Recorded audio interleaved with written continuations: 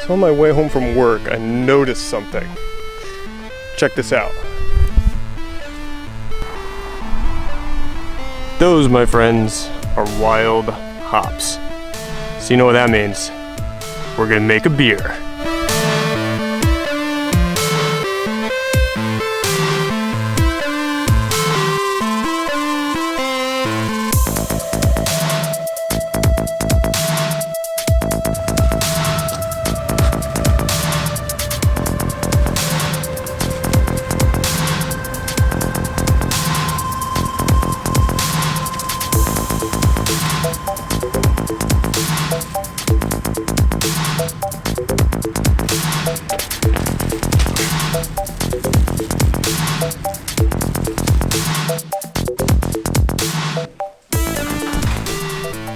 Alright, we are back from harvesting our hops. About an hour and a half, but dude, I'm gonna call this like a sack and a half worth of wild hops, and they're looking pretty good, man. We got some like nice chunky boys. Look how big that hop is, man. That is pretty crazy. Anyway, got a yeast starter. Got some malt here, so we are gonna get started brewing now. It is brew day with Bierlee. Let's get on. Alrighty, so our mash water is heating up, striking in at 80 degrees. We're looking for a mash temp at around 67 degrees. We're diluting 30% with distilled water, and we're gonna add 6 grams of gypsum and 2 grams of Epsom salt. Think that's water chemistry clarified? Let's mash in. So for this beer, obviously I wanted to have the hops be the main focus, but I didn't want to brew an IPA mostly because wild hops are pretty unpredictable regarding both alpha acids, aka they don't have much of them, and flavor, which makes things a bit tricky. I also wanted to brew a more German style of beer, being that I'm using wild German hops, and given the time of year, I thought an Oktoberfest/harvest ale would be a perfect style. A bit higher ABV, easy drinkability, and a nice copper color is what I was going for the malt bill. So 92% of the grist is Weizen Pilsner malt, 3% is Weizen Cara Munich 2, 3% Weizen Cara Aroma, and 100 grams or 2% was a acidulated malt. Looking back, I don't really know why I decided on 2 different Cara malts. I probably could have gotten by with just using Cara Munich, but man, what's done is done. Alright, so our mash pH is coming in at 5.24, right on the money. Here's our wort after the Vorlauf. It's looking a very nice reddish ambery color there. And here's the hops that we're gonna use for the first wort hoppings. So, let's loiter, sparge, get boiling.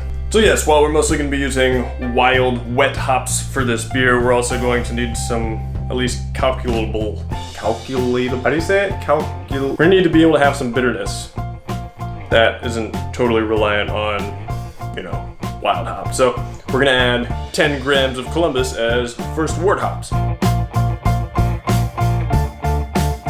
Oh yeah, we're also gonna use 100 grams of wild wet hops in the first wort hopping, and that looks like this.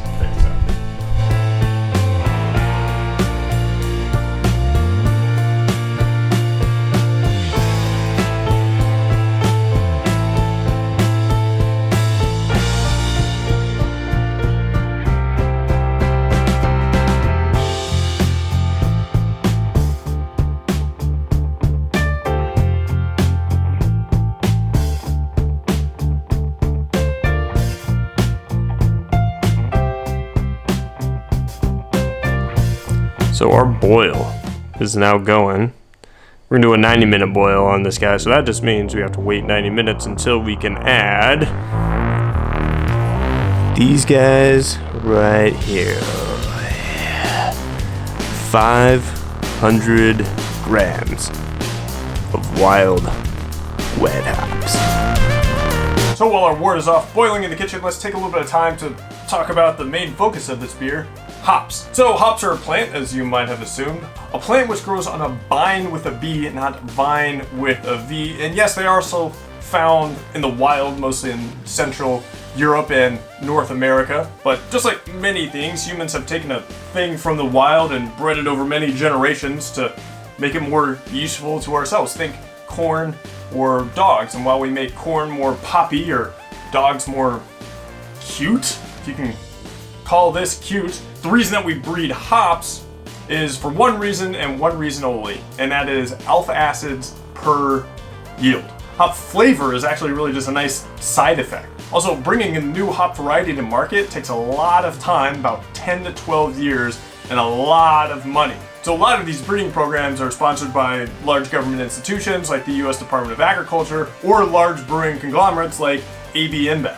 So yes, even you, Mr. Flannel wearing, mustache growing, fixie riding hipster, your IPA with some prototype hop variety, yeah, you got AB InBev to thank for that.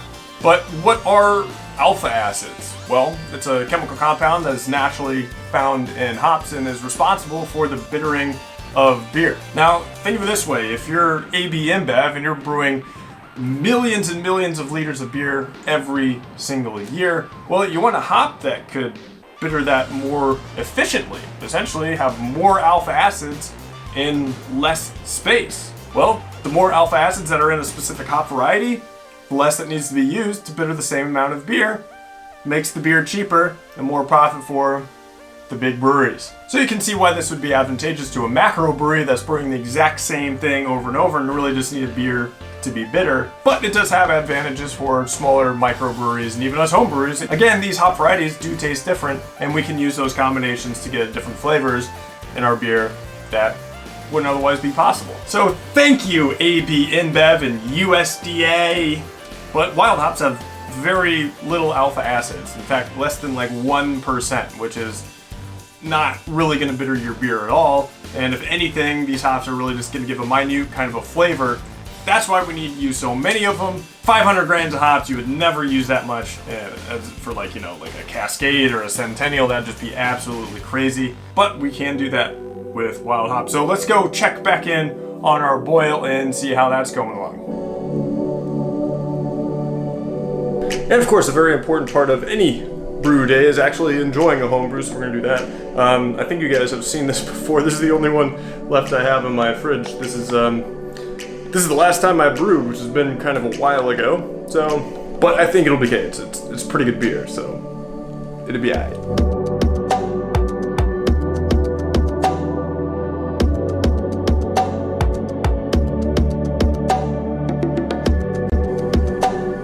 Pineapple-y. A little bit of the aromas died down, but still super delicious, maybe. Still super delicious. So let me talk to you guys about how I'm kind of planning on doing this last hop addition. 500 grams of wet hops, and they're big. They take up a lot of volume. There's a lot of moisture in there as well. So we're not gonna have enough room in our boil kettle. As you can see, we're already pretty much up to the top, and 500 grams ain't fitting in there. So here's what we're gonna do. I'm gonna empty out my mash tun here, which is now full of grain, and we're going to put the hops on the false bottom. We're gonna raise up the boil kettle, which will be super safe, I'm sure. No danger of burning or spilling there. And then we're essentially going to mash, we're gonna end mash our hops into our piping hot wort. And hopefully that will stay hot enough that'll kill off any kinds of bugs, literally bugs that are in there. And hopefully they won't get into our beer too much. We will see, however. This is gonna be a shit show either way. There's gonna be a spectacularly awesome shit show and work, or it's gonna be an utter failure shit show. And yeah, well, fail. Either way, should be interesting. We still got about, all right, so let's get started. Let's put some hops in here. Woo!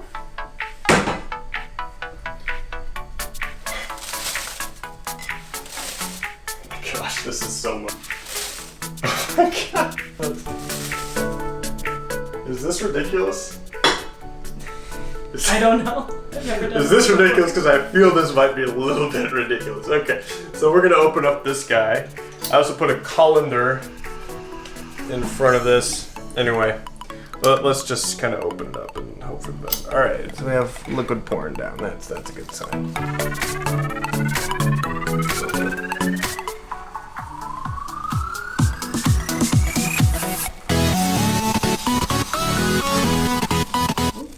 Oh, that's probably a hop stuck in the valve.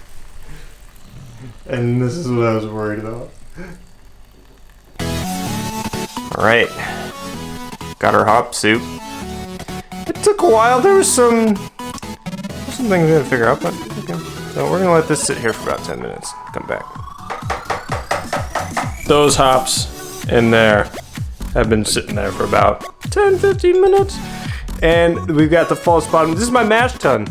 And now we're essentially just loitering boiled wort back into the boil kettle. I'm gonna boil this. I'm gonna boil this for like a minute. I'm gonna bring it up to boil. And then I'm gonna have my cooler. There's a lot of thinking in this brew day today. I don't know if I'm a fan of this.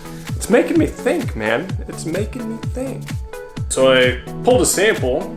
It's actually looking very nice color, nice amber copper, quite good clarity already. But we're gonna check gravity. So we're sitting at 1065, which is actually our goal. However, I don't know if we're actually gonna get 20 liters out of this thing, but that's fine. I'd rather have a little bit less of a good beer than more of a not as good beer. But again, I'm not promising anything with this beer at all. So maybe it's good if there is actually a little bit less of it, because then I don't have to drink as much of it. I don't know. Again, this is such an experiment. I have no idea what's gonna happen. Let's cool this thing down. We're using a Kvike yeast again, the same strand that we use for our New England IPA. So we're gonna shoot for about 40 degrees for our, final temperature, and then we're going to add it to our fermenter. So it's a new day, and our yeast is going crazy. It's been about 12 hours since we pitched it. Check it out.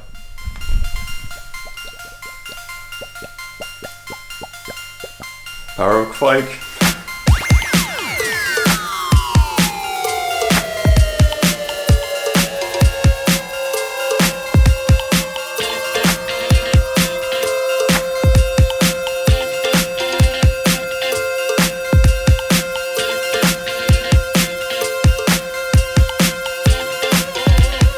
Alrighty, and here we are a couple weeks later, and here is the beer. It was bottled on the 30th of September. Today is mid-November.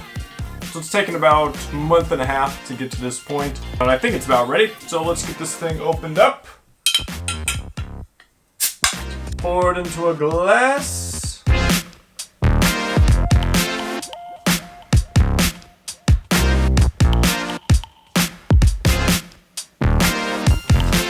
And, yeah. The first kind of issue with this, you can probably already see I wasn't pouring it that quickly, but yet it is foaming up quite a bit. So we're going to just let this sit and chill really quick and let this head die down, and then we'll actually get to the actual taste. Because I can't really drink it like this right now, and it's still growing. Stop! Alright, so we've let this guy settle down a little bit. Finished off the bottle in the glass, but man, this thing is very carbonated. Room for improvement potential number 1. Let's look at the color. The color's actually quite nice. I'm quite satisfied with the color, although it is quite hazy. One thing you guys didn't see me do in the video is acidify my sparge water, and that is because I didn't do it. I plain and forgot, and so that could have brought in a little bit more tannins, which can cause haziness, cold haze, chill haze, I guess is what you would call it. The foam itself, though, even though it's quite overly carbonated, it's like this super thick but fine pillowy head on the top, so that's actually quite nice to look at. Aroma-wise, there's just a little bit of malt backing in there, but it's also a little bit like metallic and medicine-y. I think that had a little bit of an issue with the yeast starter that I made, and I'll come back to that in a second. Flavor-wise, it's a little bit It's not crisp like you would think from like a Pilsner, although it is quite light-bodied. Nice little bit of caramel like flavor to it, but I'm not really getting much of our wild hops really at all, unfortunately. And that metallic medicine-y kind of a flavor, or aroma rather, continues on into the flavor of the beer. Again, I think that there was something I did wrong when doing a starter with the yeast. I've had a couple of beers that have tasted this way, and they've always been whenever I used wheat. But however, I didn't use any wheat in this one, so I know it can't be anything to do with the actual wheat malt. And I'm making a starter right now for another beer that I'm going to brew, a Saison. As I'm propagating that beer and trying to, grow more yeast cells, the starter that I made for it last week, that also had this kind of very astringent, metallic-y, medicine-y kind of a smell to it. So I'm going to have to kind of take a step back and look at what I'm doing with my yeast, with my starters, to make sure that, this isn't harming my beers. Because, when you only get one shot to brew a beer like this per year, I mean, there's no more hops anymore, right? So I can't make this beer again next week if I wanted to, because all the hops are all dead and gone, right? So you only have one shot to brew this beer per year. And it's kind of unfortunate that, I kind of made a mistake with the yeast. I will say though, some time in the bottle has done this thing good. It was even worse at the beginning, as this thing was still quite young and green. And as time has gone on, it's kind of subsued a little bit. And maybe even more time in the bottle will, let it calm down a little bit even more. But hey, sometimes you brew really good beers like the Nipa, and sometimes you brew some beers that are not necessarily your favorite, which is okay. Now I know where to concentrate my efforts to make sure that something like this doesn't happen in the future. So I'm going to do that for the next beers. And I want to thank you guys for watching this video. Give it a thumbs up if you liked it. Comment below what you thought, and subscribe if you want to see more videos like this. And don't forget to support common sense gun control legislation. And yeah, see you guys next time on Brewday with Bierlee. Haha.